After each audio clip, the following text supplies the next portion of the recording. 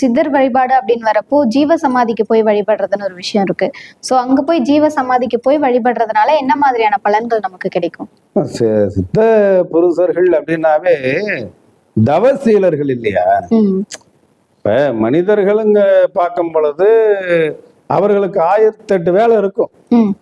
அதை விட்டுட்டு தியானம் பண்ணுவது, பக்தி முறையிலையும் பூஜை முறையிலையும் அவர்கள் கவனம் செலுத்துவது அப்படின்றது ஒரு வரையறைக்கு உட்பட்டதுதான். ஆனா சித்த புருஷர்கள் அப்படின்னு நீங்க எடுக்கும் பொழுது அவதார புருஷர்கள் அவங்கள பார்க்கும் பொழுது அவர்களுடைய வேலையே முழு நேரமும் தவம் செய்வதுதான். அதாவது தியானத்தையும் தாண்டி தவம் செய்வது. அப்ப தவ வலிமை அப்படின்னு ஒரு விஷயத்தை நம்ம எடுத்துட்டோம் அப்படின்னா, இதை திருமூலர் சொல்லியிருக்கிறாரு. மந்திரம் தேவையே இல்லை, மனம் அது செம்மையானால் அப்படின்னு சொல்றாரு. அப்ப மனமது செம்மையானால் மந்திரங்கள் தேவையில்லை அப்படின்னா, அந்த அளவுக்கு தன்னை தானே பக்குவப்படுத்தி ஒரு பெரிய தவ வலிமையை அந்த சித்த புருஷர்கள் எடுத்து வச்சிருக்கிறாங்க.